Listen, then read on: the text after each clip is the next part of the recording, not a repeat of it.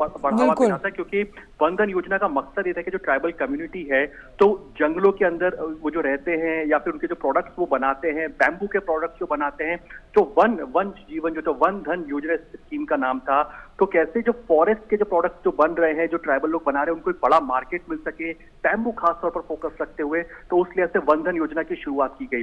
प्रधानमंत्री नरेंद्र मोदी के इनिशिएटिव के अंदर एकलव्य मॉडल रेसिडेंशियल स्कूल्स है, इस तरह के इनिशिएटिव्स की शुरुआत की गई, जिससे कि बिल्कुल ये तस्वीरें अपने आप में बहुत अहम हैं। अरुणाचल प्रदेश के स्टॉल पर मौजूद है प्रधानमंत्री, उन्होंने वहां से गले के कंठहार को देखा। अरुणाचल प्रदेश वो राज्य जहां से सूर्योदय होता है, और सबसे अहम यहाँ पर ये भी है कि 1000 से ज्यादा आदिवासी कारीगर इसमें शामिल हैं। 13 राज्यों से ज्यादा जो जुड़े हुए आदिवासी रसोई हैं, जो मिलेट्स के जायजा का तड़का लगाएंगे। जिस बैम्बू का हम जिक्र कर रहे थे, उसी स्टॉल पर प्रधानमंत्री भी मौजूद है। यहाँ से भी समझते हुए देखिए, ये विविधता है भारत की, जो एक भारत श्रेष्ठ भारत जिसका जिक्र आप कर रहे थे, कैसे इन्हें मुख्य धारा में शामिल करना। नागालैंड के स्टॉल पर प्रधानमंत्री मौजूद हैं।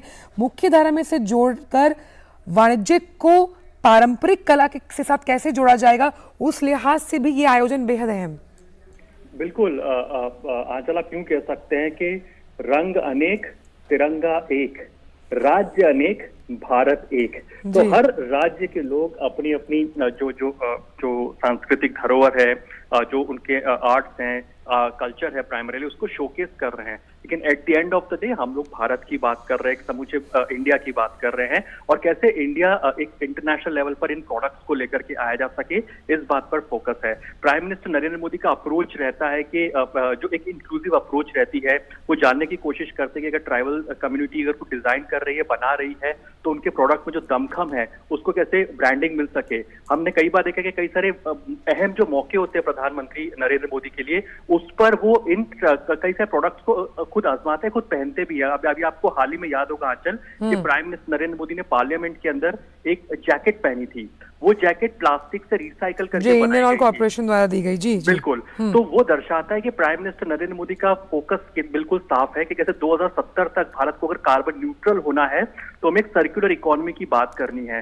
सर्कुलर इकोनॉमी के अंदर बहुत इंपॉर्टेंट योगदान रहता है कि हम कैसे अपनी जो लाइफस्टाइल है उसको चेंज करें, और ट्राइबल लोग जो प्रोडक्ट्स बनाते हैं, जो सामान बनाते हैं, वो सर्कुलर इकोनॉमी का एक आदर्श उदाहरण। और क्योंकि आप इकोनॉमी का जिक्र कर रहे हैं अरुण, तो क्योंकि भागीदार के रूप में अब भारत कैसे ये जो बाजार है, जो ट्राइबल उत्पादों और साथ साथ चाहे खाने का सामान हो, साजो सामान हो, पहनने या ओढ़ने के वस्त्र हो, उनसे जुड़ा हुआ है, तो एक बहुत बड़ा मार्केट भी ऑफर करता है ये दूसरी दुनिया को, यानी कि विदेशों की भी अगर मैं बात करूं, कैसे वहां तक भी इन उत्पादों को वैश्विक मंचों पर लेकर जाया जाएगा। उस लिहाज से भी इस आयोजन से बहुत कुछ मिलता है। और जिस आप योजना का जिक्र कर रहे थे, हम देख पा रहे हैं कि कई ऐसे स्टॉल्स हैं जिसमें उस योजना के पोस्टर्स लगे कि जिनसे उनको फायदा मिला होगा।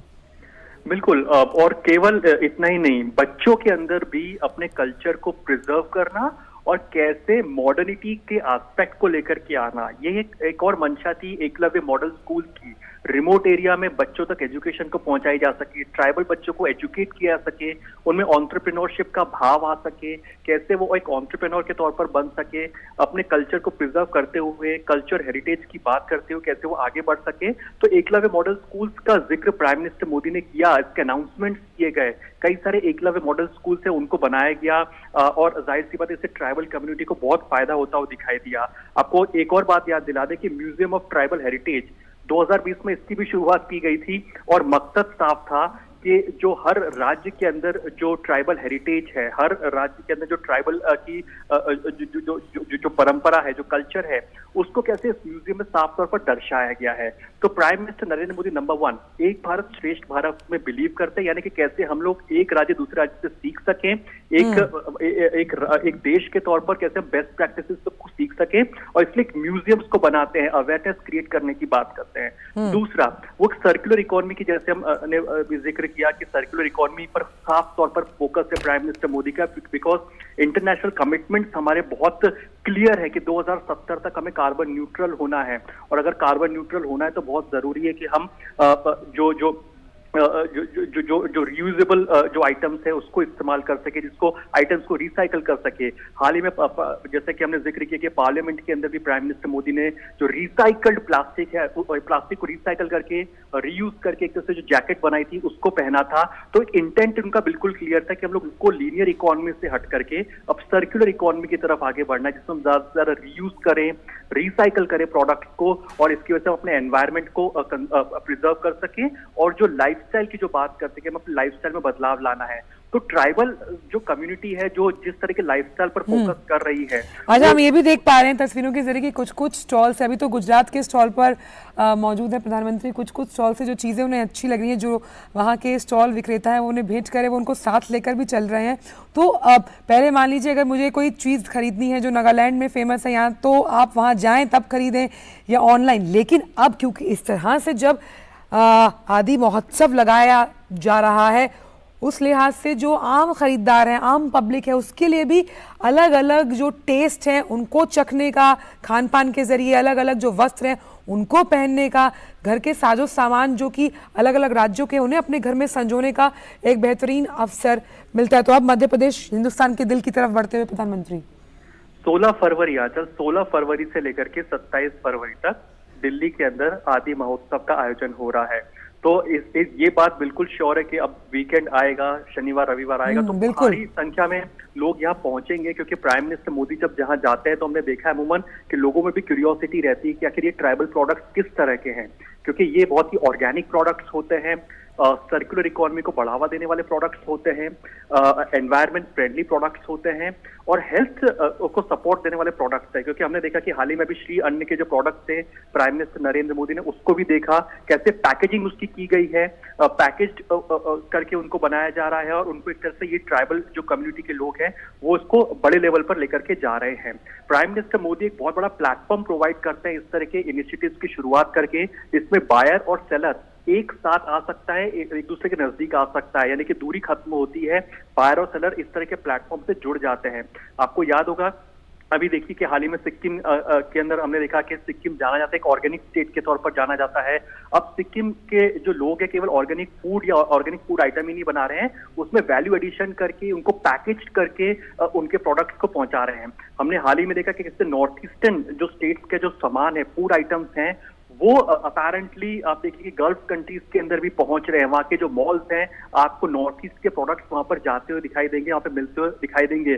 तो दिखा रहा है कि प्राइम मिनिस्टर मोदी की लीडरशिप में पिछले 8-9 साल के अंदर जो मेजर इनिशिएटिव्स किए गए हैं, स्ट्रक्चरल चेंजेस किए गए हैं, उससे बहुत बड़ा फायदा ये हुआ है कि इंक्लूसिविटी आई है एक अप्रोच के अंदर, और जो ट्राइबल कम्युनिटी है स्पेसिफिकली जो इनिशिएटिव्स जितने लॉन्च किए गए हैं उसका इन ट्राइबल कम्युनिटी को बहुत ज्यादा फायदा हुआ है। एजुकेशन के लेवल पर एकलव्य मॉडल ने बहुत इंपॉर्टेंट रोल प्ले किया है। तो दूसरी तरफ एंटरप्रेन्योरशिप को बढ़ावा देने के लिए जो गवर्नमेंट ने कई सारे इंसेंटिव और इनिशिएटिव्स की शुरुआत की है, जिससे कि इन ट्राइबल कम्युनिटी के लिए अब अगर उनको बिजनेस करना है, अपने प्रोडक्ट्स को बनाना है, तो उनके लिए फाइनेंसिंग बहुत ईजी हो गई है। ये जो बात आप कह रहे हैं वो अरुण बहुत अहम है कि जब हम B2B यानी बिजनेस टू बिजनेस की बात कर रहे हैं, उसके लिए कितना अहम मंच है, क्योंकि खाली आम जनता के साथ साथ अगर जो स्मॉल एंटरप्रेन्योर्स हैं, अगर उनको कोई स्टार्टअप लगाना है और वो किसी राज्य के साथ कोलैबोरेशन करना चाहते हैं, उनके लिए भी बहुत ये अहम महोत्सव हो सकता है। खासतौर पे चाहे वीकेंड्स की बात करें, अभी तो लंबा चलेगा ये महोत्सव, तो उस लिहाज से भी एक बहुत अहम पहल। बिल्कुल, अभी हाल में जो अपने स्क्रीन पर आप जो विजुअल्स देख रहे हैं, अपेरेंटली ये सब रीयूजेबल या क्यों कह सकते हैं कि एनवायरमेंट फ्रेंडली प्रोडक्ट्स हैं, जो कि नॉर्थ ईस्टर्न स्टेट से हैं खास तौर पर, तो उनको प्राइम मिनिस्टर मोदी देख रहे हैं। आप इनके कपड़ों की बात कर लीजिए, प्रोडक्ट्स की बात कर लीजिए, ये एक तरह से एनवायरमेंट फ्रेंडली प्रोडक्ट्स हैं। जो पीएम ने जो लाइफ का जो मंत्रा दिया है इंटरनेशनल प्लेटफॉर्म्स के ऊपर, ये उनको सपोर्ट करता है, सपोर्टिव वो है, कॉम्प्लीमेंट्री है उन तमाम इनिशिएटिव्स के लिहाज से। जो हम ज्वेलरी की बात कर रहे हैं, तो ये देखिए ज्वेलरी को बनाया है, और आजकल लोग प्लास्टिक का एक अपेरेंटली एक ऑप्शन ढूंढते हैं कि इसका क्या दूसरा ऑप्शन हो सकता है। तो देखिए बैम्बू के जो प्रोडक्ट्स प्रोडक्ट्स हैं वो भी डिस्प्ले पर रखे गए हैं। हम देख रहे हैं कि जेम्स एंड ज्वेलरी है। कई बार ये होता है कि भारत, हम जानते हैं कि भारत एक बहुत बड़ा प्लेयर है जहाँ तक जेम्स एंड ज्वेलरी की बात की जाए। हम लोग बहुत मैसिवली इसको बाहर दूसरे देशों में भेजते हैं। और लेकिन जो जेम्स एंड ज्वेलरी सेक्टर के अंदर जो दरकार होती है कि कैसे इनोवेशन की जा सके, क्योंकि जेम्स एंड ज्वेलरी का मार्केट बहुत बड़ा है, लेकिन लगातार उसमें इनोवेशन करने पड़ते हैं अपनी एक तरह से साख बनाए रखने के लिए। और कैसे अब देखिए कि नागालैंड के लोग हो गए, नॉर्थ ईस्टर्न स्टेट्स के जो लोग हैं, जेम्स एंड ज्वेलरी के अंदर एक लोकल टच दे रहे हैं, इनोवेशन कर रहे हैं, जिसकी वजह से इन प्रोडक्ट्स को या जो जेम्स एंड ज्वेलरी है उनको एक तरह से पहचान मिल सके या बड़े स्तर पर इनको सेल करने में या मार्केट एक्सेस करने में क्योंकि अरुण, ये भारत के वो खजाने हैं जिनका प्रदर्शन इस तरह का मंच उनको चाहिए था। बहुत सी ऐसी बातें या बहुत से ऐसे हम कह सकते हैं उत्पाद, वस्त्र, पेंटिंग्स, हस्तशिल्प, व्यंजन, पारंपरिक कला जिससे मैं और आप भी अनजान हैं, क्योंकि हम इतना तो नहीं घूम सकते। तो ये एक मंच पर आपको लाकर अगर मिल जाए एक ही प्लेटर पर, under one umbrella, under one roof, तो ये आपके लिए बहुत अहम है। और उस लिहाज से भी कि आप जायजे के साथ साथ जायका भी ले रहे हैं, जिसका हम देख पा रहे हैं, एक मुजाहिरा प्रधानमंत्री भी देख रहे हैं कि किस तरह से इस जो ये महोत्सव इसका आयोजन किया गया है उसका फायदा इन आदिवासियों को मिलता हुआ। बिल्कुल, देखिए चाहे झारखंड का स्टॉल हो, मध्य प्रदेश का हो, नॉर्थ ईस्टर्न स्टेट्स का हो, महाराष्ट्र का हो, गुजरात का हो, हर जगह की अपनी स्पेशलिटी है। प्राइम मिनिस्टर मोदी कई मंचों पर इस बात को कह चुके हैं कि अगर हमें रेलेवेंट बने रहना है तो हमें वैल्यू एडिशन करना होगा। और आप देखिए पिछले 7-8 साल में हमने कई सारे इस तरह के इनिशिएटिव्स देखे हैं, लेकिन ये जो आदि महोत्सव अब हो रहा है ये बहुत ही एक डेवलप्ड स्टेज में अभी आपको दिखाई देगा, बहुत ही मैच्योरिटी दिखाई देगी इस तरह के जो ये इवेंट्स हो रहे हैं। क्योंकि इसमें देखिए कि प्राइम मिनिस्टर मोदी ने जो बात कही थी 5-7-8 साल पहले कि आप अपने प्रोडक्ट में वैल्यू एडिशन कीजिए, पैकेजिंग अच्छी कीजिए, उसको एक तरह से आप बेहतरी के साथ बनाइए, क्या एक्स्ट्रा आप उसमें एक इनोवेशन कर रहे हैं, वो तमाम चीजें अब हमें जो अपने एंटरप्रेन्योर्स है उसके अंदर दिखाई देती है।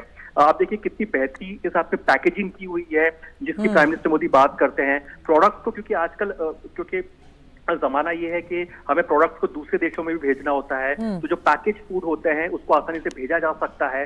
तो जो ग्लोबलाइज्ड वर्ल्ड में हम रह रहे हैं, वसुधैव कुटुंबकम की हम बात कर रहे हैं, दुनिया बहुत छोटी हो चुकी है क्योंकि कैसे सामान एक देश से दूसरे देश में तुरंत पहुंच रहा है, डिमांड बढ़ रही है क्योंकि ऑनलाइन ई कॉमर्स इतना ज्यादा बढ़ रहा है, तो उस लिहाज से बहुत बड़ा मार्केट मिल रहा है, तो कॉम्पिटिशन भी उतना बढ़ रहा है। कई एशियन कंट्रीज से भी कॉम्पिटिशन मिल रहा है, तो भारत खरा इसलिए उतरता है क्योंकि प्राइम मिनिस्टर मोदी ने आज से 7-8 साल पहले एक बात कही थी कि हमें zero defect zero effect products बनाने हैं।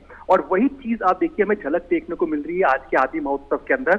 जो प्रोडक्ट्स हैं वो डिफेक्टिव नहीं है, कोई डिफेक्ट नहीं है, और जीरो इफेक्ट यानी कि एनवायरमेंट को इफेक्ट नहीं करते हैं। इसी की बात प्राइम मिनिस्टर मोदी ने आज से 7-8 साल पहले कही थी कि हमें जीरो इफेक्ट प्रोडक्ट्स को बनाना है। और आप देखिए चाहे खाने का सामान हो, यानी खाने के सामान का जिक्र कर रहे हैं ना अरुण आप, ये हिमाचल प्रदेश का स्टॉल है नेचुरल और ऑर्गेनिक।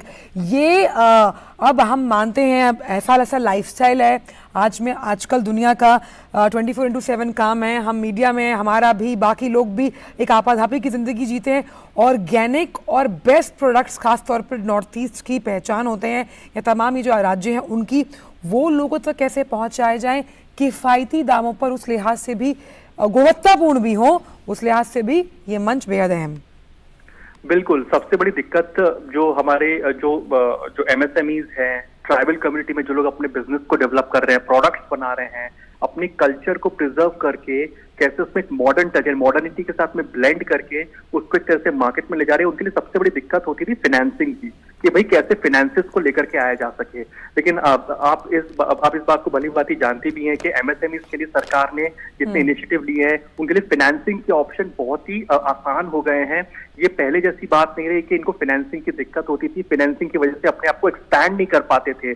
आज अगर जो हमारे ट्राइबल कम्युनिटी के जो प्रोडक्ट्स हम देख रहे हैं, इसमें अगर इनोवेशन देखने को मिल रही है, एक बेहतर पैकेजिंग देखने को मिल रही है, तो इससे बहुत बड़ा सपोर्ट फाइनेंसिंग का भी रहता है, एक फाइनेंशियल सपोर्ट का रहता है, चाहे मुद्रा जैसे इनिशिएटिव्स हों या फिर आप जो अन्य हम जो इनिशिएटिव्स की बात करें, जो स्टैंड अप इंडिया जैसे इनिशिएटिव की बात करें, इसमें जो फाइनेंसिंग के ऑप्शंस के रास्ते खोले गए पिछले 7-8 साल के अंदर, उससे बहुत ही संबल मिलता है जो कम्युनिटी है, ट्राइबल कम्युनिटी को। कोविड जैसी महामारी के दौरान भी हमें याद है कि जो 20 लाख करोड़ का जो मेगा आत्मनिर्भर भारत का पैकेज अनाउंस किया गया था, उसके कोर में भी एमएसएमईज को रखा गया था। इंक्लूसिव अप्रोच के साथ में ट्राइबल कम्युनिटी को उसको बहुत बड़ा फायदा हुआ था जो इस तरह के प्रोडक्ट्स को बनाते हैं।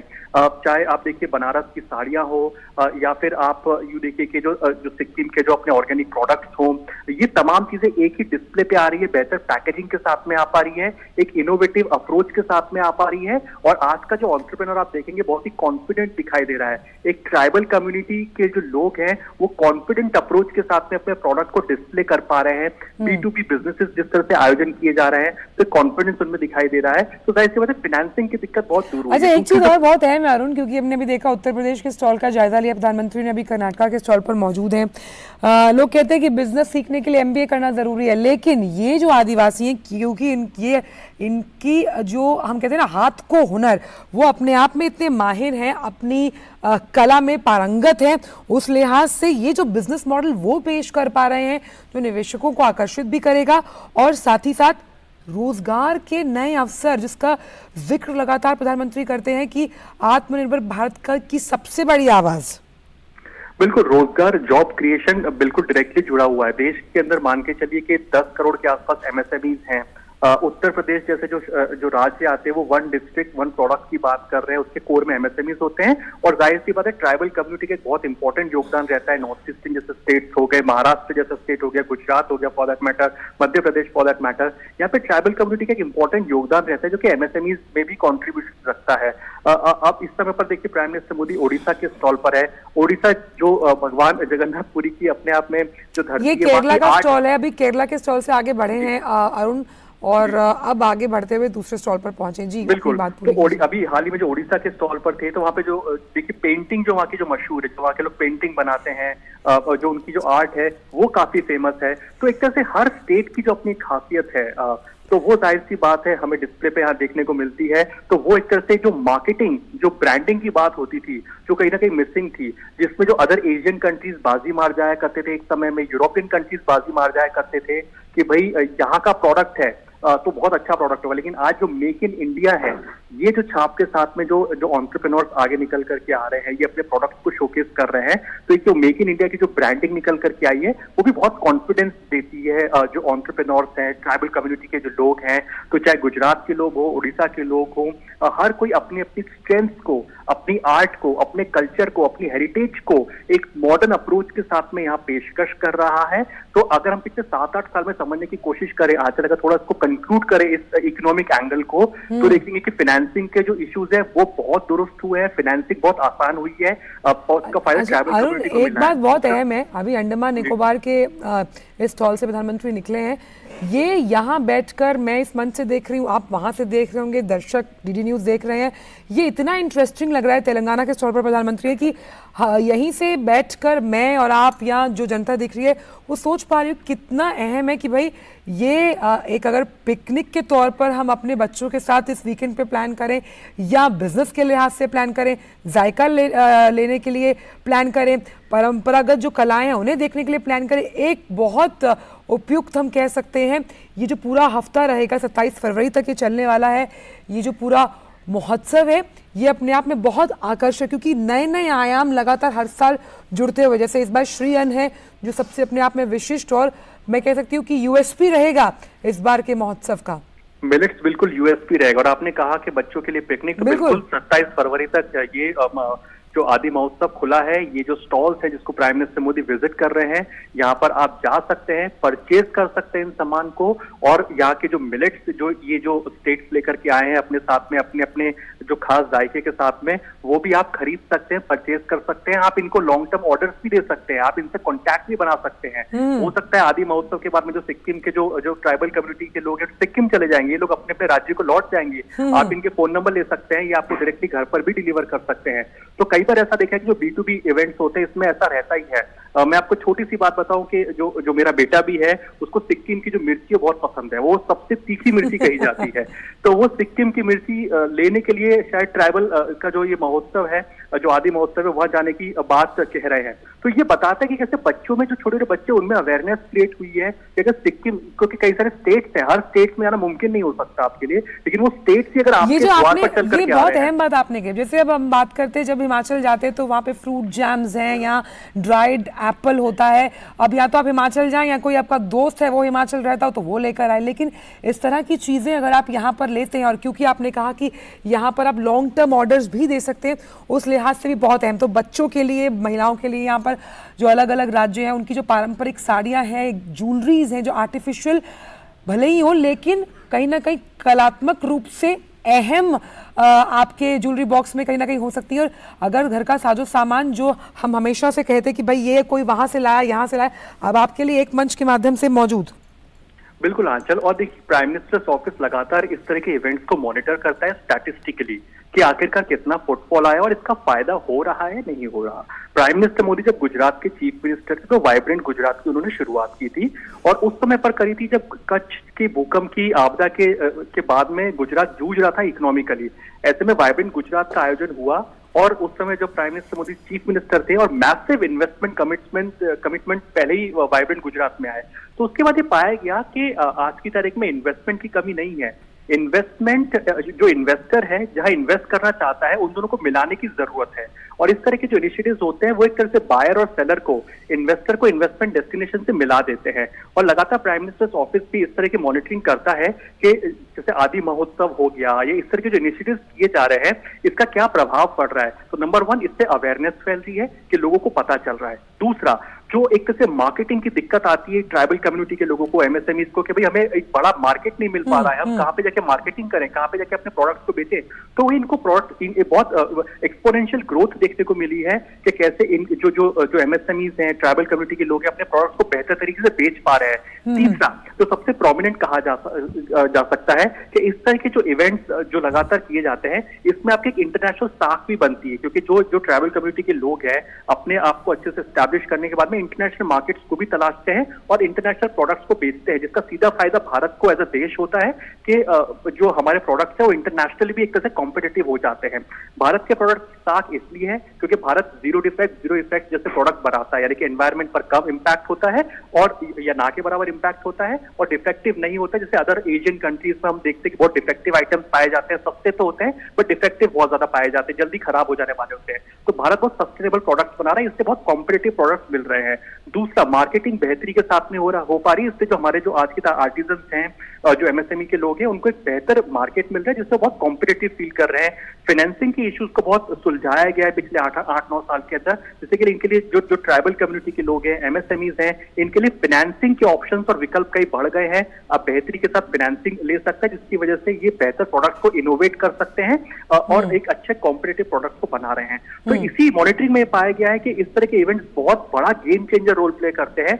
जिन ट्राइबल प्रोडक्ट को शायद बहुत लोग नहीं जानते थे, वो दूरदर्शन के माध्यम से या फिर प्राइम मिनिस्टर नरेंद्र मोदी जब खुद विजिट कर रहे हैं तो उनका जो एक बहुत बड़ा जो एक फॉलोइंग ग्रुप है, जो एक तरह से जो बेस है प्राइम मिनिस्टर, मतलब एक बहुत अहम बात यहाँ पर अरुण ये भी है कि सामान खरीदने के लिए दुकान वाला जो कॉन्सेप्ट है उसको बहुत हद तक मैं कह सकती हूँ लिमिट किया है प्रधानमंत्री ने, कि जरूरी नहीं है आपके पास दुकान हो, जरूरी नहीं है, आपके पास एक मंच होना जरूरी है, आपके साथ वो एक आत्मीयता जो आप अपने ग्राहक के साथ भले ही एक बार अगर आप वो जो ग्राहक आपके पास खरीदने के लिए आए वो बार बार आए, उसके लिए दुकान की जरूरत नहीं है। आपके साथ जिस तरह से मल्टीपल ऑर्डर्स के लिए अब अलग अलग ऑप्शंस भी अवेलेबल हैं, जिस तरह से इस तरह के आयोजन किए जाते हैं, वो अपने आप में बेहद अहम।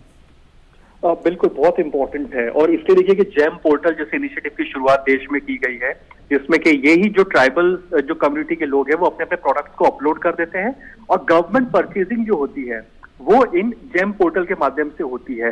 तो देखिए कि बहुत बड़ा जो कंज्यूमर बेस है, जो गवर्नमेंट डिपार्टमेंट्स हैं, पीएसयूज हैं, वो एक बहुत बड़ा मार्केट बन चुका है। जो हमारे देश में जो एमएसएमईज हैं, जो ट्राइबल कम्युनिटी है, फॉर एग्जांपल अगर मान लीजिए किसी गवर्नमेंट डिपार्टमेंट के अंदर बैम्बू से जुड़ी हुई सीट्स की रिक्वायरमेंट है, तो ये गवर्नमेंट डिपार्टमेंट, ये तस्वीर बहुत अहम है अरुण, मैं आपको रोकना चाहती हूँ कि जिस हथकरघा जो क्षेत्र है उसके उत्थान के लिए बहुत कुछ सरकार ने किया, कई नीतियां बनाई हैं कि कैसे जो हैंडलूम है, हम जानते हैं कि हैंडलूम दिवस मनाया जाता है, और कैसे इस क्षेत्र में रोजगार के मोर्चे तो आए ही, और कैसे ये किफ़ायत और गुणवत्तापूर्ण जो हैंडलूम प्रोडक्ट्स हैं उनका एक बड़ा बाजार बने। देखिए जो तस्वीर हम देख पा रहे हैं बेहद सशक्त और बहुत अहम तस्वीर है आज की। बिल्कुल, हैंडलूम इंडस्ट्री को एक तरह से बहुत ही कैपिटल इंटेंसिव ये सेक्टर कहा जाता है, क्योंकि बहुत कैपिटल लगता है, सामान देर से बनता है क्योंकि इसमें काम बहुत धीरे धीरे बारीकी से होता है, लेकिन ये वर्ल्ड क्लास प्रोडक्ट बनता है। जो हम हैंडलूम इंडस्ट्री की जो बात करते हैं, ये भारत की बहुत बड़ी धरोहर है जो हमारे देश की हैंडलूम इंडस्ट्री है। ये इतनी बड़ी इंडस्ट्री है कि इसकी यूरोप के अंदर, अमेरिका के अंदर बहुत बड़ा मार्केट है और बहुत ज्यादा डिमांड है। आज भी आप देखेंगे कि जो यूरोप के जो लोग आते हैं वो भारत में आते हैं, तो ये एक हैंडलूम या हाथ से बने सामान को खरीदना पसंद करते हैं और मनचाहा दाम देने के लिए तैयार है। आज की तारीख में जो यूरोप का बहुत बड़ा मार्केट है, आप इस चीज को पाएंगे कि जो हैंडलूम इंडस्ट्री है, या कोई साड़ी की ही आप जिक्र कर लीजिए, 15 दिन, 20 दिन, 30 दिन में एक साड़ी बन के तैयार होती है, अगर आसान भाषा में समझे। लेकिन जब ये साड़ी बन के तैयार होती है, चूंकि हथकरघा होता है, हाथ से बना हुआ सामान होता है, इसकी कॉस्टली होती है नो डाउट, लेकिन इसका एक बहुत बड़ा मार्केट है और लोग इसके दीवानगी बहुत ज्यादा है हैंडलूम प्रोडक्ट्स के लिए। लेकिन जो अवेयरनेस की कमी है, नंबर 1। दूसरा, ये बहुत मार्केट तलाश रही है कर सके, कैसे इसको और बड़ा मार्केट मिल सके। तो उस लिहाज से प्राइम मिनिस्टर नरेंद्र मोदी की लीडरशिप के अंदर हम देखेंगे पिछले 8-9 साल के अंदर कई ऐसे इनिशिएटिव्स लिए गए हैं, चाहे बनारस की आप बात कर लीजिए, चाहे गुजरात की आप बात कर लीजिए, मध्य प्रदेश की बात कर लीजिए। जो हैंडलूम इंडस्ट्री है, या फॉर एग्जाम्पल तमिलनाडु की बात कर लीजिए, डाउन साउथ की बात कर लीजिए, Tamil Nadu for that matter, Karnataka for that matter, वहां पर हैंडलूम इंडस्ट्री को बहुत बेहतरी के साथ में रिवाइव किया गया है। कैपिटल रिक्वायरमेंट, जिसकी मैं लगातार बात कर रहा हूं कि कैपिटल फाइनेंसिंग बहुत बड़ा इशू हुआ करता था एक समय में।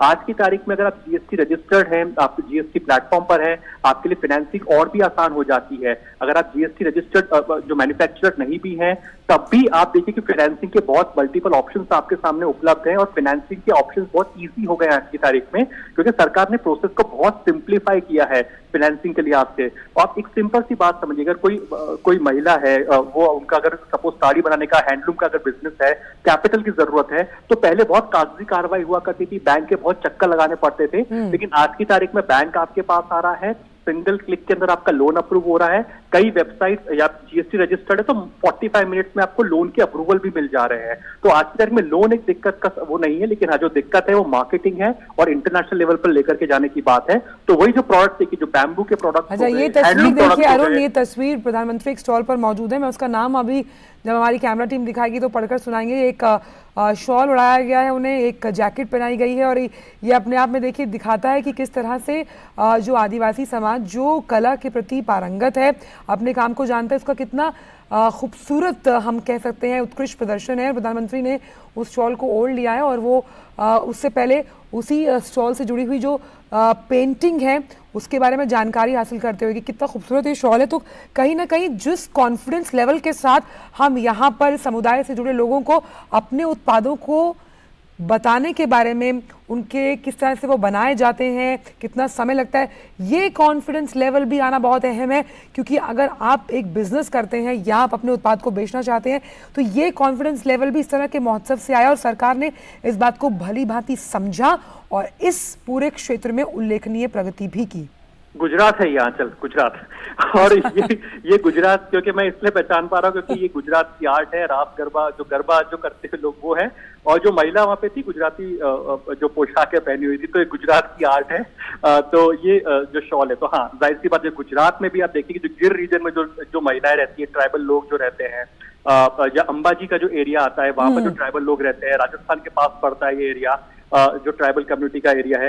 तो ये आप यहाँ पाएंगे कि यहाँ पे बहुत बेहतरी के साथ में इस तरह की आर्ट पर काम किया जाता है। जो चनिया चोली की हम बात करते हैं, जो महिला में बहुत फेमस है, तो ये बनाया जाता है कांच के आइटम, कांच को लगा लगा करके इस तरह के कपड़ों को डिजाइन किया जाता है। हाथ का बहुत ज्यादा काम होता है। और तो मशीन आजकल आ गई हैं, लेकिन मशीन के प्रोडक्ट्स आज भी आप देखेंगे कि बहुत अपील नहीं करते हैं कई लोगों को। मशीन से बनाए जो प्रोडक्ट्स होते हैं, कपड़े होते हैं, वो पता लग जाते हैं। बिल्कुल आप सही कह रहे हैं कि हाथ से बनाया हुआ स्वेटर, मुझे आज भी याद है माँ का बना हुआ हाथ का स्वेटर और मशीन का बना हुआ, बहुत फर्क है उसमें। हाँ, और बिल्कुल यही बात है कि जो मशीन का कपड़ा जो होता है, जो बनता है, बन तो जल्दी जाता है, सस्ता भी बहुत मिल जाता है, लेकिन वो फाइननेस की जो आज जो तलाश लोग करते हैं, जो एस्पिरेशन लोगों की बढ़ रही है। हाथ का बना हुआ जो कपड़ा होता है बहुत ही फाइन प्रिंट देता है, बहुत ही फाइन क्वालिटी उसके अंदर होती है, जिसका एक बहुत बड़ा मार्केट आज दुनिया भर के अंदर है। यूरोपियंस खास करके, मैं आपको इसका जिक्र इसलिए कर रहा हूँ कि आप गोवा में देखिए, गुजरात में जो लोग विजिट पे आते हैं, बनारस में आते हैं, वो इस तरह के हैंडलूम के जो सामान है उसको खरीदना पसंद होते हैं, जो हाथ का बना हुआ सामान है। तो ये जो प्राइम मिनिस्टर मोदी जो शॉल को जो ओढ़े हुए हैं इस समय पर, ये एक तरह से जो खादी है वो दिखाता है, ये दिखाता है मेक इन इंडिया की झलक दिखा रहा है कि भारत के बने हुए प्रोडक्ट्स हैं, हाथ से बने हुए प्रोडक्ट्स हैं।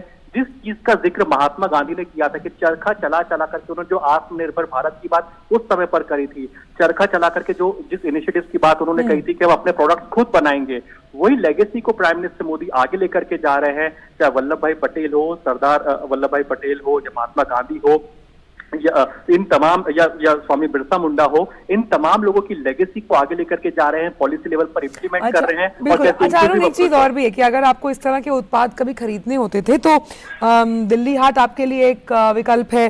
फिर अगर, क्योंकि आप भी मयूर विहार रहते हैं, नोएडा यानी कि शिल्प महोत्सव लगता है, हालांकि 2 या 3 दिन के लिए लगता है, वो आपके लिए एक छोटा सा अनुभव हो सकता है। नोएडा हाट बाजार है, लेकिन इस तरह का जो महोत्सव है जिसमें उसमें भी कुछ कुछ ही राज्य होते हैं, सारे नहीं होते हैं, लेकिन ये जो महोत्सव है ये तमाम उन राज्यों को कवर करता हुआ, मतलब आप लगा सकते हैं कि अभी बैठे बैठे अगर जो दर्शक देख पा रहे होंगे वो शॉपिंग लिस्ट जरूर बना लेंगे कि भाई ये चीज़ें हमें खरीदनी चाहिए। और देखिए इस वक्त प्रधानमंत्री जो है वो जनता से भी साधुवाद और अभिनंदन करते हुए।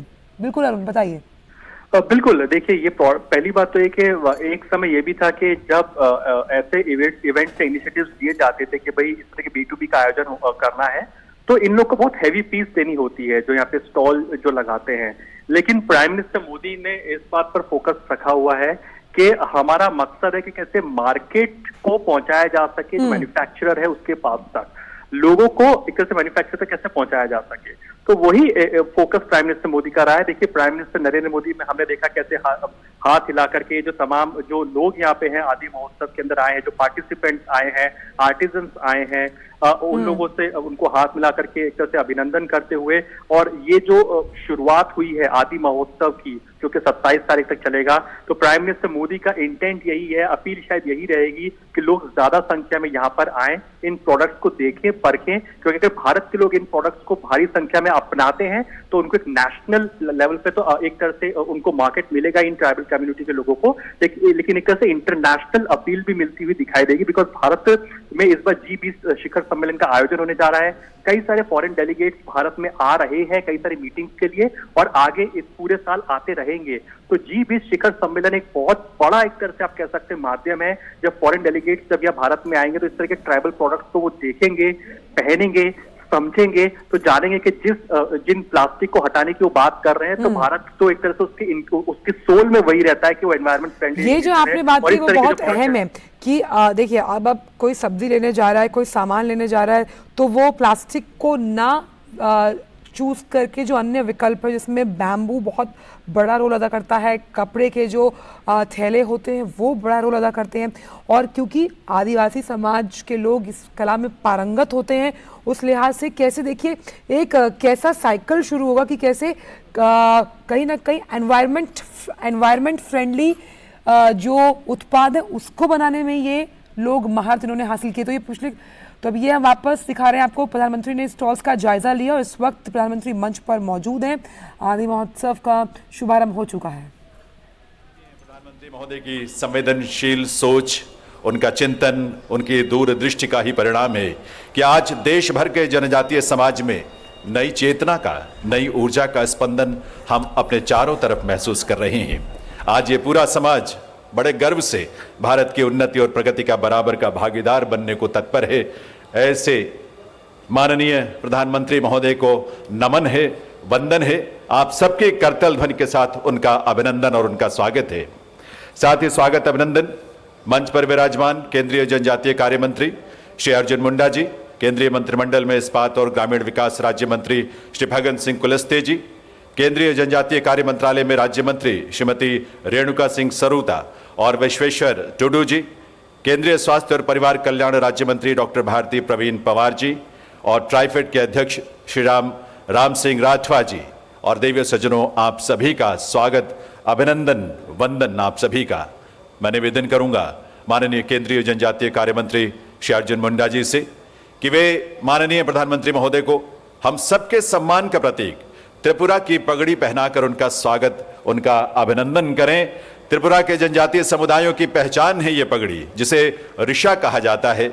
इसे त्रिपुरा के अधिकांश जनजातीय समाजों में प्रयोग किया जाता है, अपने हाथ से बुना और तैयार किया जाता है। आज त्रिपुरा की तरफ से स्नेह की अभिव्यक्ति, प्रीति का ये रंग है, ये अभिव्यक्ति है इस रूप में, इस ऋषा पगड़ी के रूप में। स्वागत प्रधानमंत्री महोदय का। मैं निवेदन करूंगा माननीय श्री अर्जुन मुंडा जी से कि वे प्रधानमंत्री महोदय का स्वागत सम्मान के लिए पधारें। माननीय श्री अर्जुन मुंडा जी।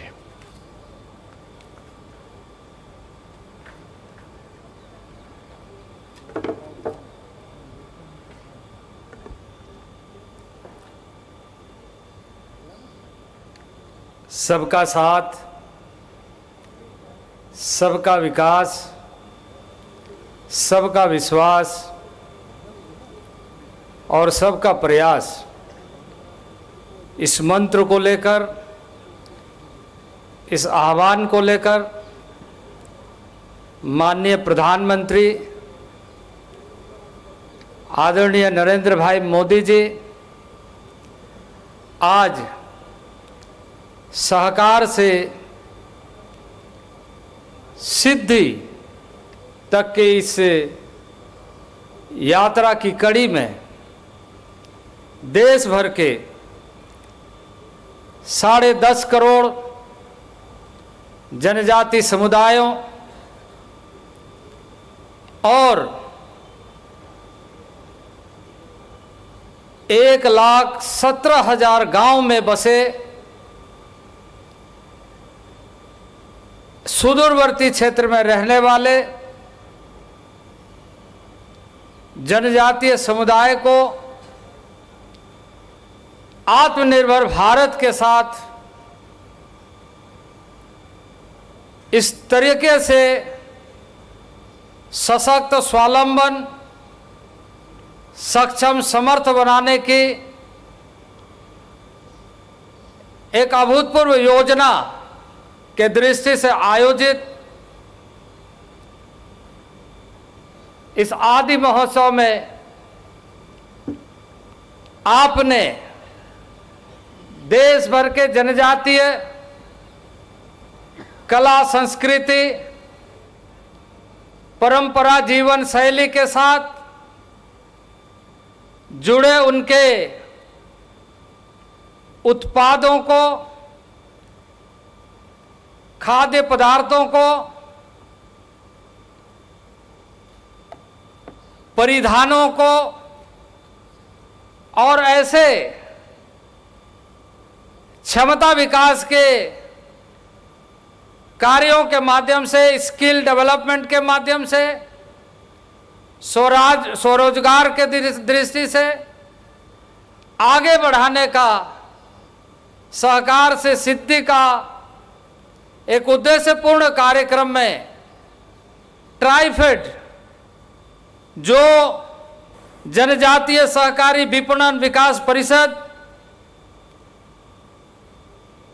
विभिन्न राज्यों के सहकारी संस्थाओं, जो फेडरेशन के रूप में, कोऑपरेटिव फेडरेशन के रूप में,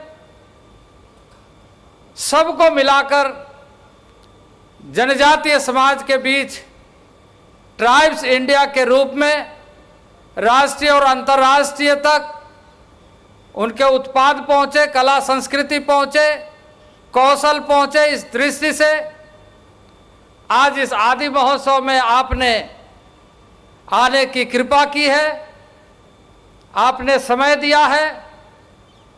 आपकी संवेदनशीलता जनजातीय समाज के प्रति, जो राष्ट्र के ताकत के रूप में उभर कर सामने नए तरीके से आए,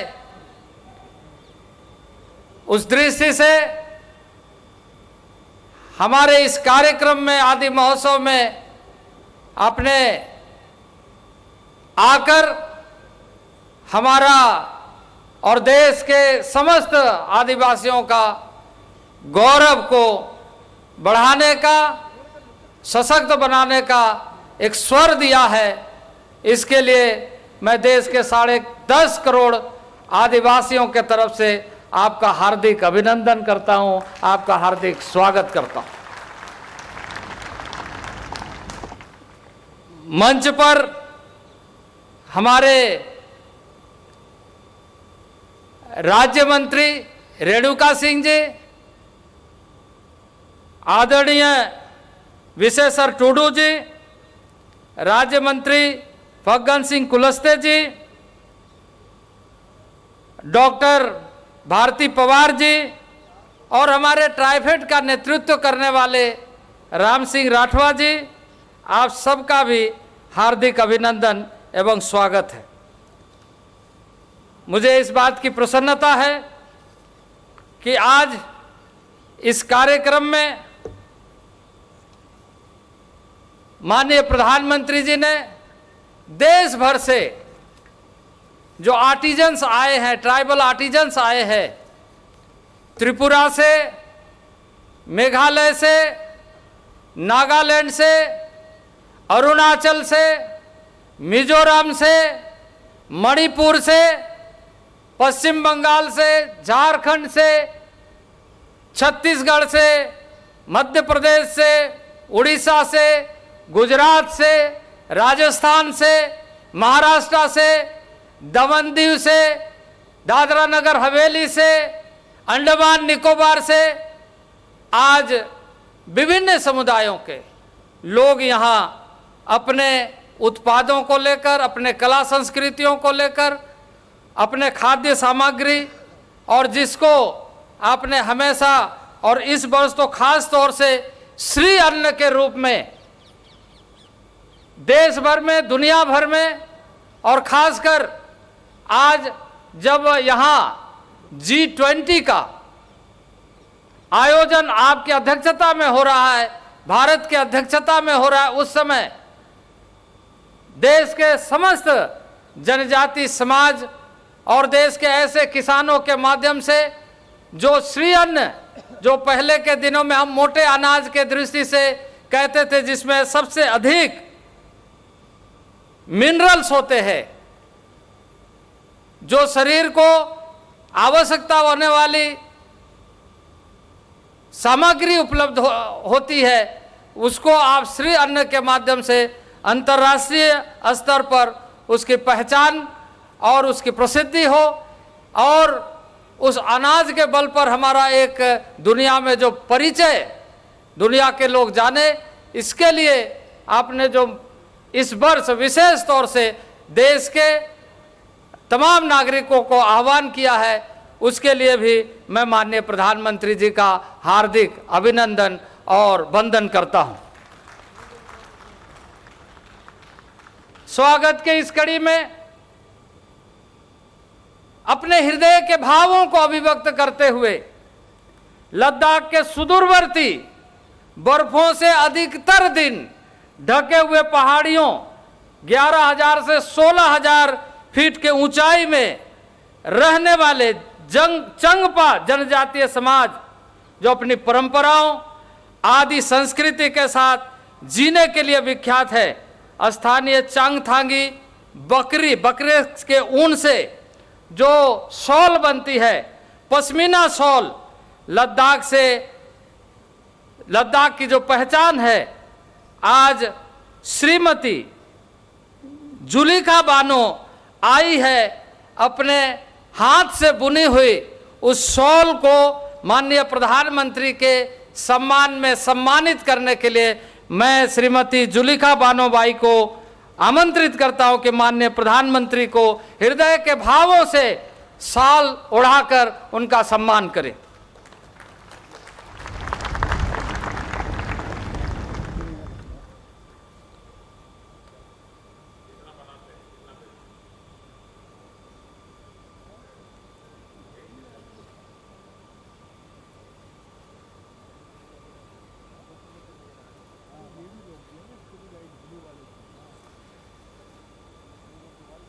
भारत की जीवन पद्धति भाषा से अधिक भावों और भावों से संस्कृति की अभिव्यक्ति के लिए विख्यात है।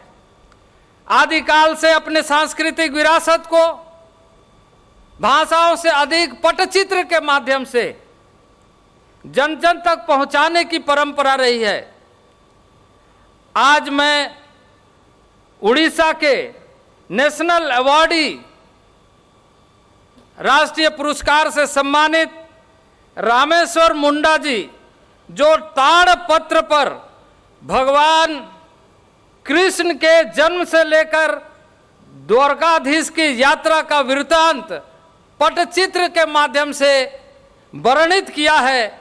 भारत की संस्कृति में ताड़पत्र और भोजपत्र में जो वैदिक काल की ऋचाएं हैं उसको लिख करके लोग जीवन में अलंकार करते हैं। उसी तरीके से ताड़पत्र में चित्र बनाकर अपने पूरे ऐतिहासिक, धार्मिक, आध्यात्मिक चिंतन को प्रस्तुत करते हैं। वैसे एक ताड़पत्र पर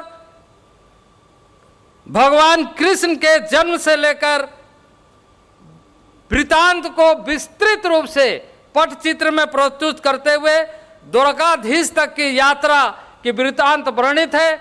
मैं श्री रामेश्वर मुंडा जो उड़ीसा से आए हैं, मैं उनसे आग्रह करूंगा कि वो स्वनिर्मित अपने से बनाए हुए ताड़पत्र में श्री कृष्ण के वृत्तांत के पटचित्र उन्हें समर्पित करें।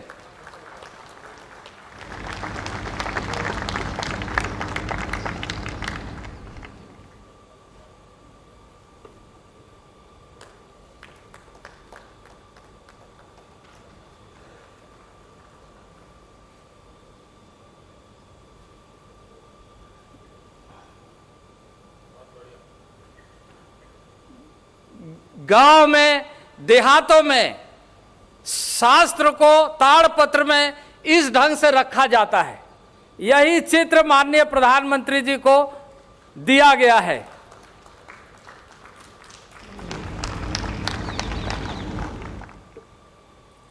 आज बेहद प्रसन्नता का विषय है कि देश के ऐसे क्षेत्र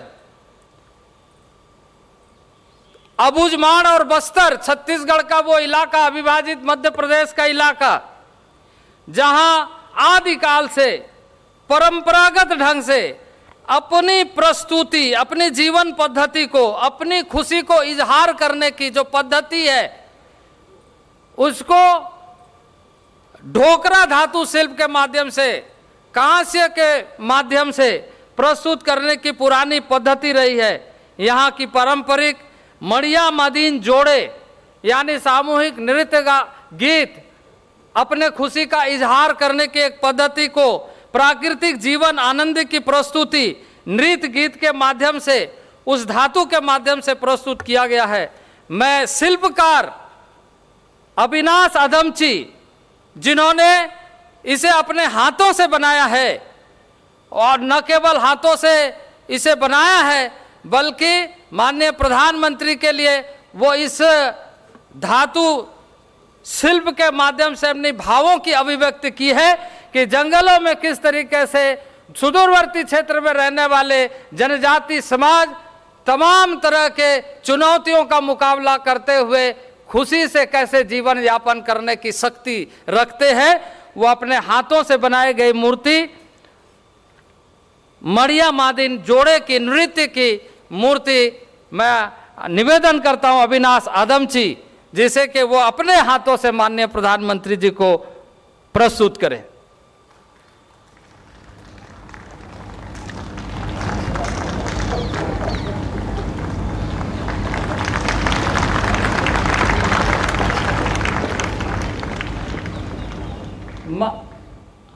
माननीय प्रधानमंत्री जी ने इस बार देश को आह्वान किया है कि हम अपने ताकत को पहचानें और उस ताकत को पहचानने के लिए रागी, मड़वा, कुटकी, कोदो जैसे उत्पाद जिसमें आयरन, कैल्शियम, मैग्नीशियम, विटामिन की प्रचुर मात्रा है और जिसे इस वर्ष श्री अन्न के माध्यम से मिलेट ईयर के रूप में हम देशवासियों को मनाने का आह्वान किया है। यूएन ने, यूनाइटेड नेशन ने इसके लिए स्पेशल तरीके से माननीय प्रधानमंत्री जी के प्रयत्नों से दुनिया भर में इस वर्ष को मिलेट ईयर के रूप में, श्री अन्न के रूप में मनाने का, और इसी कड़ी में जनजातीय समाज जो अपने देशज बीजों के बचाव के साथ ऐसे चीज़ों को, रागी, मड़वा, कुटकी, कोदो जैसे उत्पादों को जो आदिकाल से परंपरागत ढंग से खेती बाड़ी करते आया है, मैं श्री होनवेत जो मेघालय से आए हैं, मैं उनसे आग्रह करता हूं कि वो सारे उत्पाद की एक प्रस्तुति अपने द्वारा, अपने हाथों से माननीय प्रधानमंत्री जी को भेंट करें।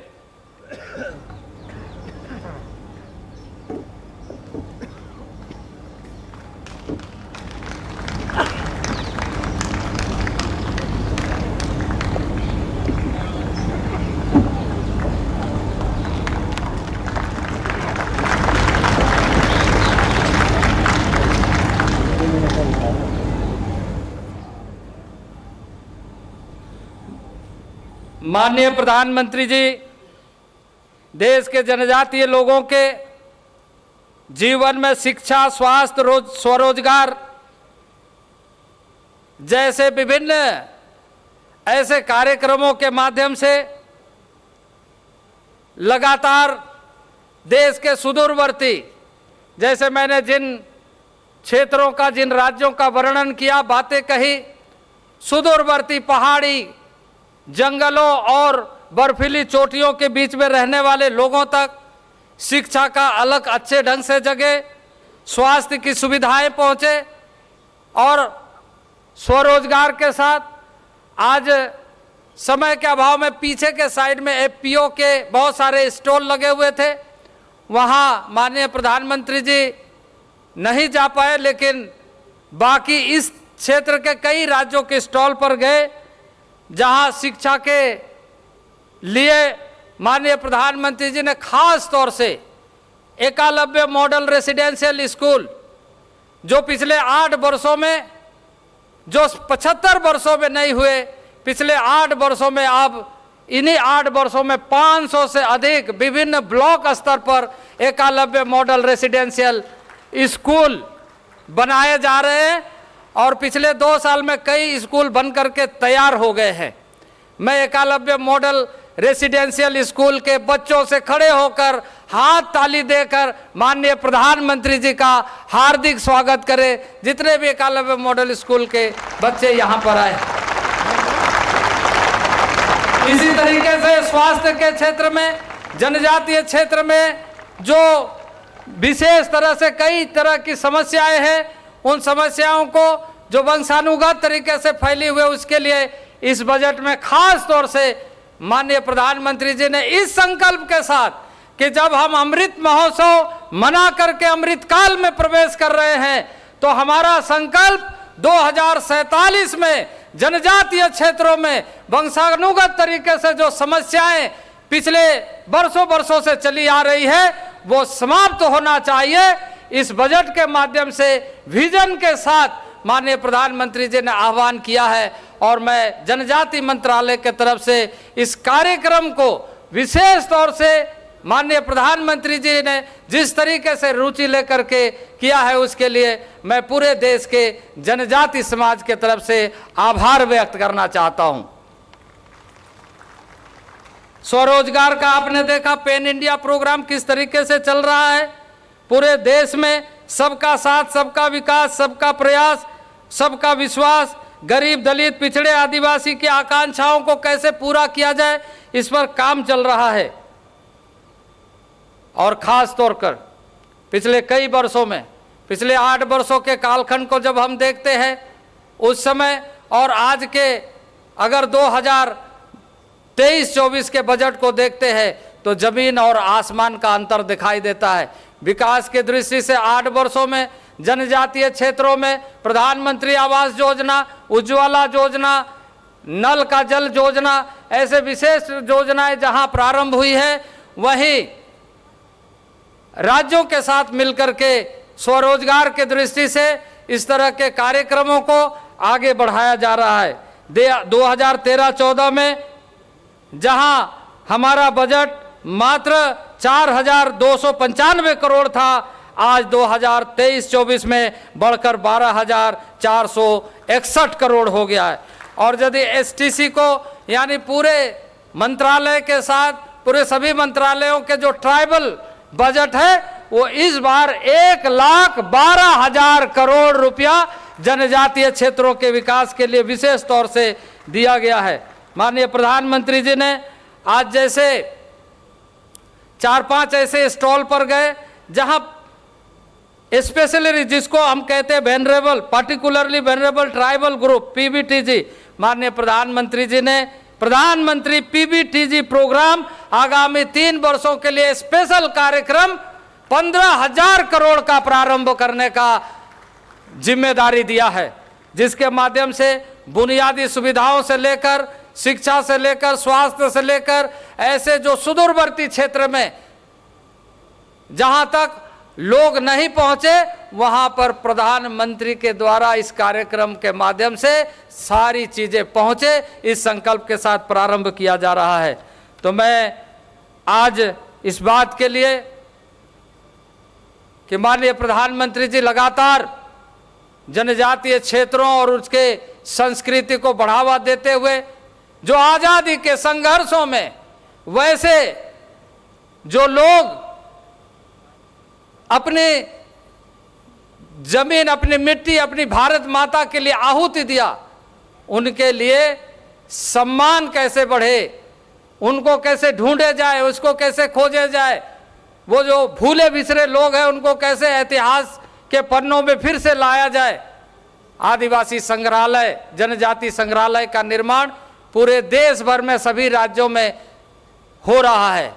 और सबसे बड़ी बात है कि स्वतंत्रता सेनानी भगवान बिरसा मुंडा के जन्मदिन को आज देशवासी और खासकर जनजातीय समाज गौरव दिवस के रूप में मना रहा है। और इस बार जिस तरीके से 15 नवंबर को जनजाति गौरव दिवस का उत्सव मनाया गया, वह उत्सव अभूतपूर्व तरीके से पूरे देश ही नहीं बल्कि दुनिया के लिए सोशल मीडिया में जिस तरीके से उनको प्रसिद्धि मिली, उस कार्यक्रम को अभूतपूर्व रहा। इसके लिए भी माननीय प्रधानमंत्री जी को मैं हृदय के गहराइयों से आभार व्यक्त करना चाहता हूं कि इस तरह से जनजातीय समाज के मान प्रतिष्ठा और उनके पूर्वजों को जिन्होंने देश के लिए अपनी आहुति दी उसको सम्मान देने का काम किया है। इसी के साथ साथ ही देश में आज दुनिया के लिए उदाहरण बन गया है कि अब वो देश है जिस देश में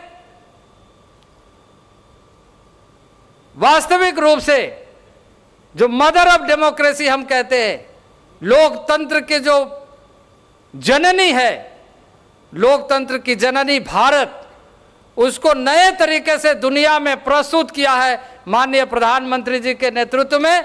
जब देश के एक सुदूरवर्ती गांव में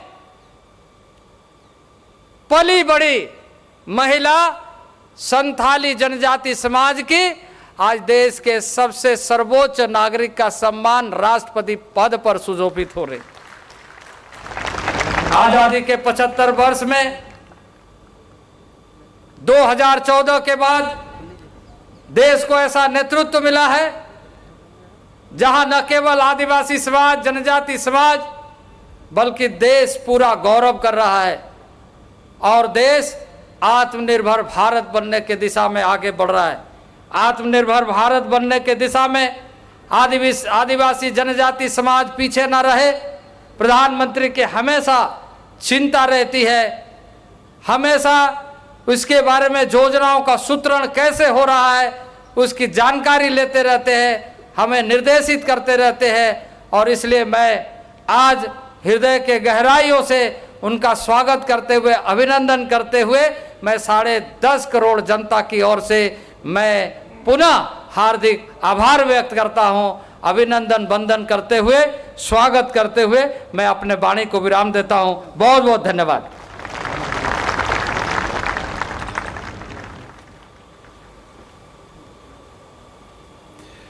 बहुत बहुत आभार माननीय श्री अर्जुन मुंडा जी का। देवी सज्जनों, हमारी जनजातीय संस्कृति, उसकी परंपराएं, उसकी प्रदर्शन कलाएं बहुत अनूठी हैं, बहुत ही विलक्षण हैं। भारत सरकार के संस्कृति मंत्रालय के सौजन्य से देश के विभिन्न हिस्सों से आए हमारे जनजातीय कलाकार आपके समक्ष उसी आकर्षक संस्कृति की झलक प्रस्तुत करने जा रही हैं। इसे कोरियोग्राफ किया है वरिष्ठ नृत्यांगना और कोरियोग्राफर रानी खानम ने। इसमें शामिल हैं असम का बागुरम्बा, छत्तीसगढ़ का पंथी, तेलंगाना का गुसाडी, मध्य प्रदेश का बैगा परधौनी, सिक्किम का तमांग सेलो, गुजरात का सिद्धि धमाल, पश्चिम बंगाल का पुरुलिया छाओ और उत्तराखंड का हारुल नृत्य। आइए देखें अतुल्य जनजातीय संस्कृति के ये आकर्षक रंग।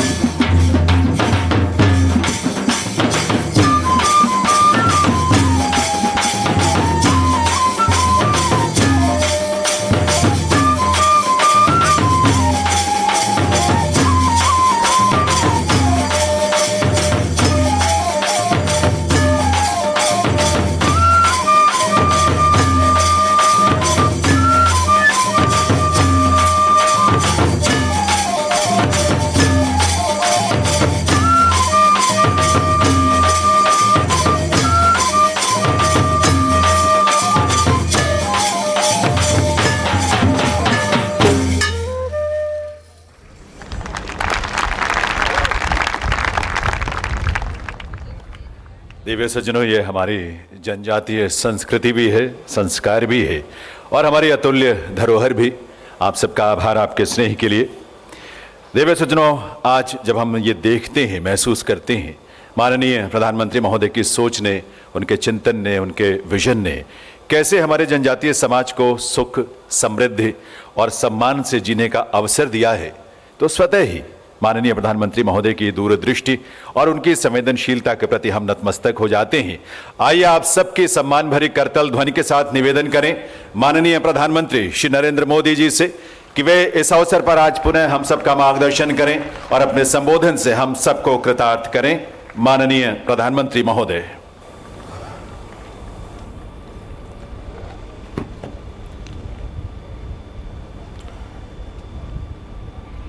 केंद्रीय मंत्रिमंडल के मेरे साथी अर्जुन मुंडा जी, फगन सिंह कुलस्ते जी, श्रीमती रेणुका सिंह जी, डॉक्टर भारती पवार जी, विश्वेश्वर टूडू जी, अन्य महानुभाव और देश के अलग अलग राज्यों से आए मेरे सभी आदिवासी भाई और बहनों, आप सभी को आदि महोत्सव की बहुत बहुत शुभकामनाएं। आजादी के अमृत महोत्सव में आदि महोत्सव देश की आदि विरासत की भव्य प्रस्तुति कर रहा है। अभी मुझे मौका मिला देश की आदिवासी परंपरा की इस गौरवशाली झांकी को देखने का। तरह तरह के रस, तरह तरह के रंग, इतनी खूबसूरत पोशाकें, इतनी गौरवमयी परंपराएं, भिन्न भिन्न कलाएं, भिन्न भिन्न कलाकृतियां, भांति भांति के स्वाद, तरह तरह का संगीत। ऐसा लग रहा है जैसे भारत की अनेकता, उसकी भव्यता कंधे से कंधा मिलाकर एक साथ खड़ी हो गई है। ये भारत के उस अनंत आकाश की तरह है जिसने उसकी विविधताएं इंद्रधनुष के रंगों की तरह उभर करके सामने आ जाती है। और इंद्रधनुष की एक और विशेषता भी है, ये अलग अलग रंग जब एक साथ मिलते हैं तो प्रकाश पुंज बनता है जो विश्व को दृष्टि भी देता है और दिशा भी देता है। ये अनंत विविधताएं जब एक भारत श्रेष्ठ भारत के सूत्र में पिरोती हैं, तब भारत का भव्य स्वरूप दुनिया के सामने आता है। तब भारत अपने सांस्कृतिक प्रकाश से विश्व का मार्गदर्शन करता है। ये आदि महोत्सव विविधता में एकता, हमारे उस सामर्थ्य को नई ऊंचाई दे रहा है। ये विकास और विरासत, विकास और विरासत के विचार को और अधिक जीवंत बना रहा है। मैं अपने आदिवासी भाई बहनों को और आदिवासी हितों के लिए काम करने वाली संस्थाओं को इस आयोजन के लिए बधाई देता हूं। साथियों, 21वीं सदी का भारत सबका साथ सबका विकास के मंत्र पर चल रहा है। जिससे पहले दूर सुदूर समझा जाता था, अब सरकार दिल्ली से चलकर उसके पास जाती है। जो पहले खुद को दूर सुदूर समझता था, अब सरकार उसे मुख्य धारा में ला रही है।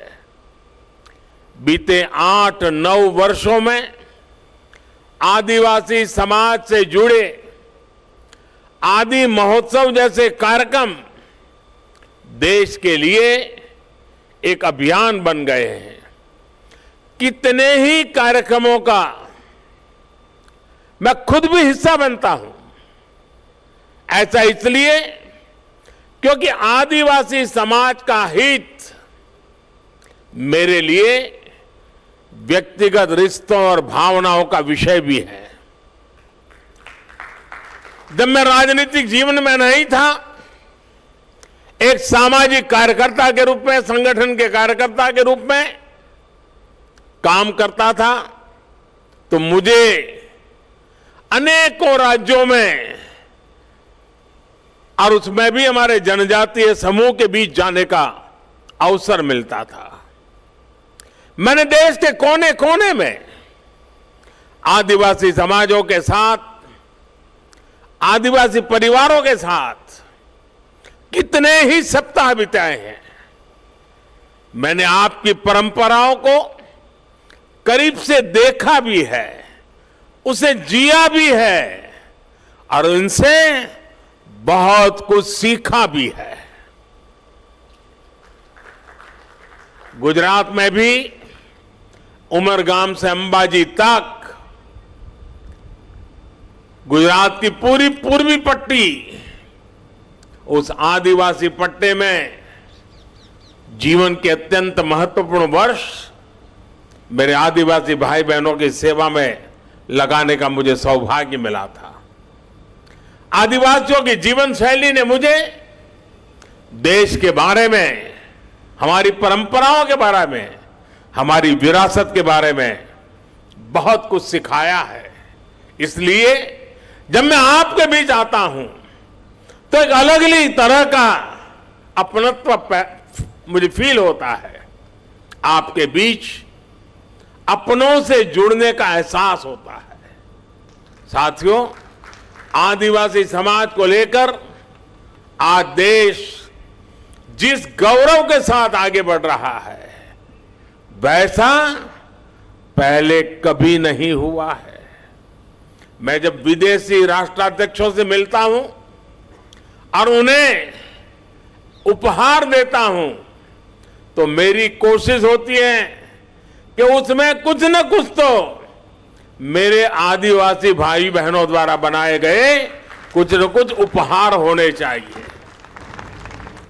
आज भारत पूरी दुनिया के बड़े बड़े मंचों पर जाता है तो आदिवासी परंपरा को अपनी विरासत और गौरव के रूप में प्रस्तुत करता है। आज भारत विश्व को यह बताता है कि क्लाइमेट चेंज, ग्लोबल वार्मिंग, ऐसे जो ग्लोबल चैलेंजेस है ना, अगर उसका समाधान आपको चाहिए, आइए मेरे आदिवासी परंपराओं की जीवन शैली देख लीजिए, आपको रास्ता मिल जाएगा।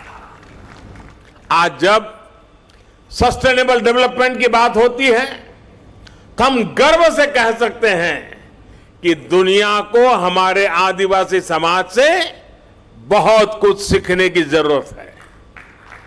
हम कैसे पेड़ों से, जंगलों से, नदियों से, पहाड़ों से हमारी पीढ़ियों का रिश्ता जोड़ सकते हैं। हम कैसे प्रकृति से संसाधन लेकर भी उसे संरक्षित करते हैं, उसका संवर्धन करते हैं। इसकी प्रेरणा हमारे आदिवासी भाई बहन हमें लगातार देते रहते हैं। और यही बात आज भारत पूरे विश्व को बता रहा है। साथियों, आज भारत के पारंपरिक और खासकर जनजातीय समाज द्वारा बनाए जाने वाले प्रोडक्ट्स की डिमांड लगातार बढ़ रही है। आज पूर्वोत्तर के प्रोडक्ट्स विदेशों तक में एक्सपोर्ट हो रहे हैं। आज बैम्बू से बने उत्पादों की लोकप्रियता में तेजी से वृद्धि हो रही है। आपको याद होगा, पहले की सरकार के समय बैम्बू को काटने और उसके इस्तेमाल पर कानूनी प्रतिबंध लगे हुए थे। हम बैम्बू को घास की कैटेगरी में ले आए और उस पर सारे जो प्रतिबंध लगे थे उसको हमने हटा दिया। इससे बैम्बू प्रोडक्ट्स अब एक बड़ी इंडस्ट्री का हिस्सा बन रहे हैं। ट्राइबल प्रोडक्ट्स ज्यादा से ज्यादा बाजार तक आए, इनकी पहचान बढ़े, इनकी डिमांड बढ़े। सरकार इस दिशा में लगातार काम कर रही है। वन धन मिशन का उदाहरण हमारे सामने है। देश के अलग अलग राज्यों में 3000 से ज्यादा वन धन विकास केंद्र स्थापित किए गए हैं। 2014 से पहले ऐसे बहुत कम लघु वन उत्पाद होते थे जो एमएसपी के दायरे में आते थे। अब ये संख्या बढ़कर 7 गुना हो गई है। अब ऐसे करीब 90 लघु वन उत्पाद है जिन पर सरकार मिनिमम सपोर्ट प्राइस एमएसपी दे रही है। 50,000 से ज्यादा वनधन स्वयं सहायता समूह के जरिए लाखों जनजातीय लोगों को इसका लाभ हो रहा है। देश में जो स्वयं सहायता समूहों का एक बड़ा नेटवर्क तैयार हो रहा है, उसका भी फायदा आदिवासी समाज को हुआ है। 80 लाख से ज्यादा स्वयं सहायता समूह, सेल्फ हेल्प ग्रुप्स इस समय अलग अलग राज्यों में काम कर रहे हैं। इन समूहों में 1.25 करोड़ से ज्यादा ट्राइबल मेंबर्स हैं, उसमें भी हमारी माताएं बहनें हैं। इसका भी बड़ा लाभ आदिवासी महिलाओं को मिल रहा है। भाइयों और बहनों, आज सरकार का जोर जनजातीय आर्ट्स को प्रमोट करने, जनजातीय युवाओं के स्किल को बढ़ाने पर भी है। इस बार के बजट में पारंपरिक कारीगरों के लिए पीएम विश्वकर्मा योजना शुरू करने की घोषणा भी की गई है। पीएम विश्वकर्मा के तहत आपको आर्थिक सहायता दी जाएगी, स्किल ट्रेनिंग दी जाएगी, अपने प्रोडक्ट की मार्केटिंग के लिए सपोर्ट किया जाएगा। इसका बहुत बड़ा लाभ हमारी युवा पीढ़ी को होने वाला है। और साथियों, ये प्रयास केवल कुछ एक क्षेत्रों तक सीमित नहीं है। हमारे देश में सैकड़ों आदिवासी समुदाय हैं। उनकी कितनी ही परंपराएं और हुनर ऐसे हैं जिनमें असीम संभावनाएं छिपी है। इसलिए देश में नए जनजातीय शोध संस्थान भी खोले जा रहे हैं। इन प्रयासों से ट्राइबल युवाओं के लिए अपने ही क्षेत्रों में नए अवसर बन रहे हैं। साथियों, जब मैं 20 साल पहले गुजरात का मुख्यमंत्री बना था तो मैंने वहां एक बात नोट की थी। वहां आदिवासी बेल्ट में जो भी स्कूल थे, इतना बड़ा आदिवासी समुदाय था, लेकिन पिछली सरकारों को आदिवासी क्षेत्रों में साइंस स्ट्रीम की स्कूलें बनाने में प्राथमिकता नहीं थी। अब सोचिए, जब आदिवासी बच्चा साइंस ही नहीं पढ़ेगा तो डॉक्टर इंजीनियर कैसे बनता? इस चुनौती का समाधान हमने उस पूरे बेल्ट में आदिवासी क्षेत्र के स्कूलों में साइंस की पढ़ाई का इंतजाम करके किया। आदिवासी बच्चे देश के किसी भी कोने में हो, उनकी शिक्षा, उनका भविष्य, ये मेरी प्राथमिकता है। आज देश में एकलव्य मॉडल आदिवासी विद्यालयों की संख्या में 5 गुना की वृद्धि हुई है। 2004 से 2014 के बीच 10 वर्षों में केवल 90 एकलव्य आदिवासी स्कूल खुले थे, लेकिन 2014 से 2022 तक इन 8 वर्षों में 500 से ज्यादा एकलव्य स्कूल स्वीकृत हुए हैं। वर्तमान में इनमें 400 से ज्यादा स्कूलों में पढ़ाई शुरू भी हो चुकी है। 1 लाख से ज्यादा जनजातीय छात्र छात्राएं इन नए स्कूलों में पढ़ाई भी करने लगे हैं। इस साल के बजट में ऐसे स्कूलों में करीब 40,000 से भी ज्यादा शिक्षकों और कर्मचारियों को भर्ती की भी घोषणा की गई है। अनुसूचित जनजाति के युवाओं को मिलने वाली स्कॉलरशिप में भी 2 गुने से ज्यादा की बढ़ोतरी की गई है। इसका लाभ 30 लाख विद्यार्थियों को मिल रहा है। साथियों, आदिवासी युवाओं को भाषा की बाधा के कारण बहुत दिक्कत का सामना करना पड़ता था, लेकिन नई राष्ट्रीय शिक्षा नीति में मातृभाषा में पढ़ाई के विकल्प को भी खोल दिए गए हैं।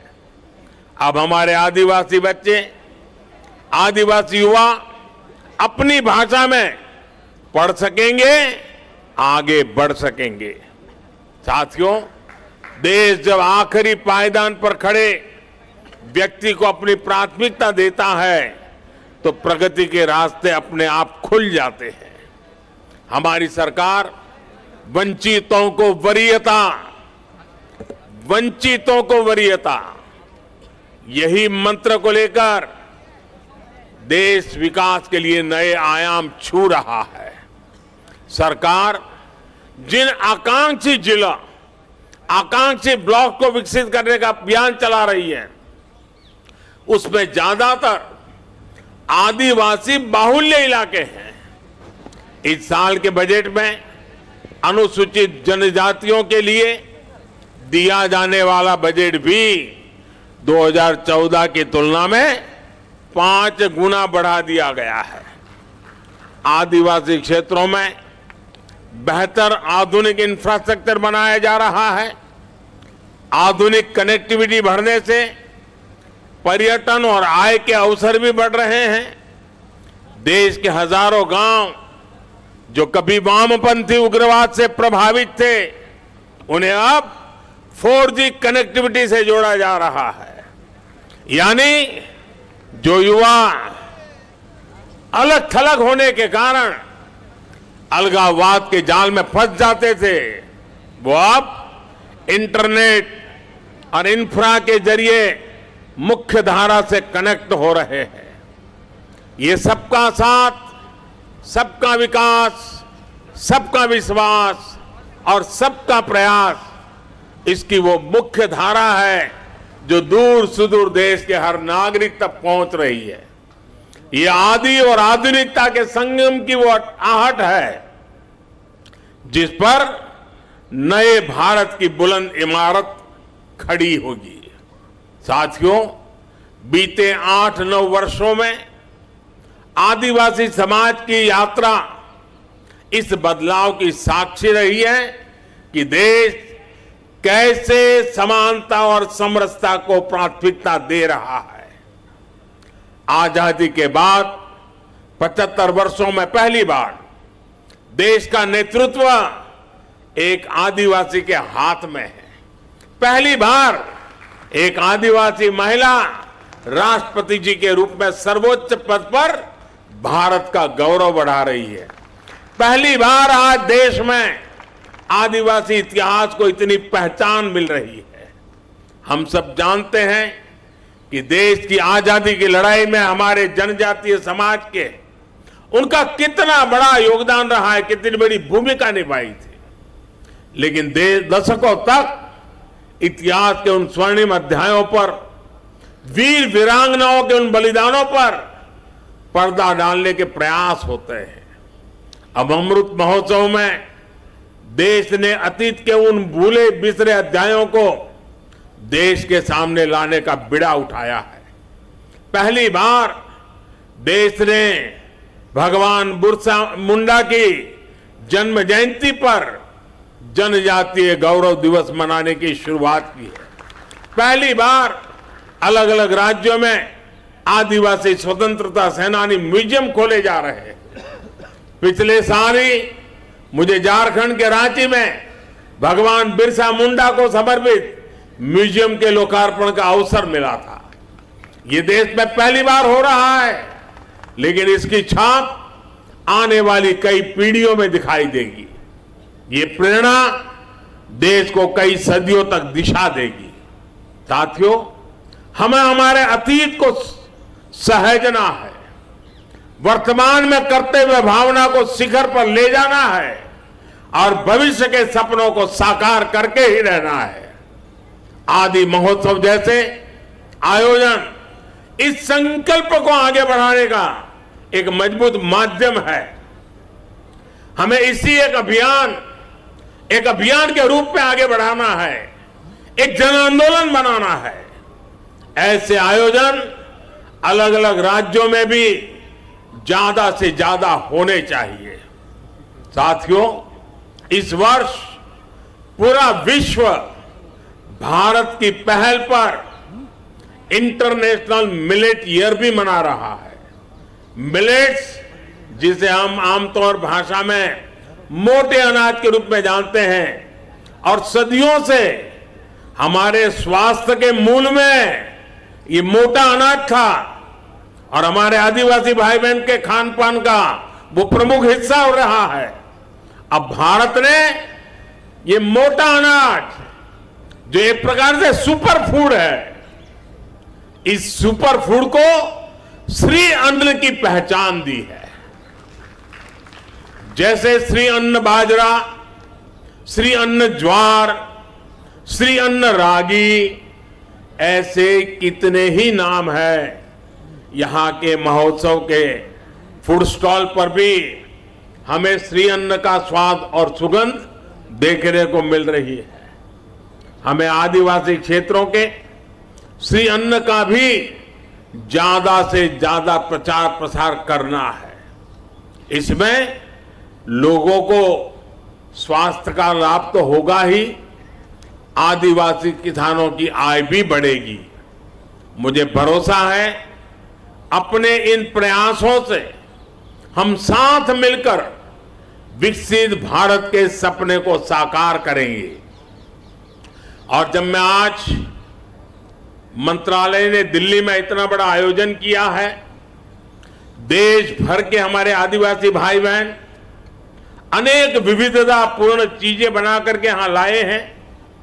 खास करके खेत में उत्पादन उत्तम चीजें यहां लेकर के आए हैं। मैं दिल्ली वासियों को, हरियाणा के नजदीक के गुरुग्राम वगैरह इलाके के लोगों को, उत्तर प्रदेश के नोएडा गाजियाबाद के लोगों को आज यहां से सार्वजनिक रूप से आग्रह करता हूं, जरा दिल्ली वासियों को विशेष आग्रह करता हूं कि आप बड़ी तादाद में आइए। आने वाले कुछ दिन ये मेला खुला रहने वाला है।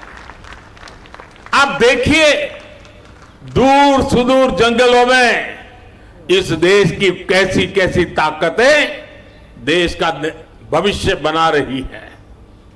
जो लोग हेल्थ कॉन्शियस है, जो डाइनिंग टेबल की हर चीज में बहुत ही सतर्क है, विशेष करके ऐसी माताओं बहनों से मेरा आग्रह है कि आप आइए। हमारे जंगलों की जो पैदावारें हैं वो शारीरिक पोषण के लिए कितनी समृद्ध है, आप देखिए, आपको लगेगा और भविष्य में आप लगातार वहीं से मंगवाएंगे। अब जैसे यहां हमारे नॉर्थ ईस्ट की हल्दी है, खास करके हमारे मेघालय से, उसके अंदर जो न्यूट्रिशनल वैल्यूज हैं वैसी हल्दी शायद दुनिया में कहीं नहीं है। अब जब देखते हैं, पता चलता है तो लगता है हाँ, अब हमारे किचन में यही हल्दी हम उपयोग करेंगे। और इसलिए मेरा विशेष आग्रह है, दिल्ली, हरियाणा और उत्तर प्रदेश के जो इलाके यहाँ पास में हैं, वो यहाँ आए। और मैं तो चाहूंगा दिल्ली दम दिखाएं कि मेरे आदिवासी भाई बहन जो चीजें लेके आए हैं, एक भी चीज उनको वापस ले जाने का मौका नहीं मिलना चाहिए। सारे के सारे यहां बिक्री हो जानी चाहिए। उनको एक नया उत्साह मिलेगा, हमें एक संतोष मिलेगा। आइए हम मिलकर के इस आदि महोत्सव को चिरस्मरणीय बना दें, यादगार बना दें, बहुत सफल बना करके रखें। आप सबको मेरी तरफ से बहुत बहुत शुभकामनाएं, बहुत बहुत धन्यवाद।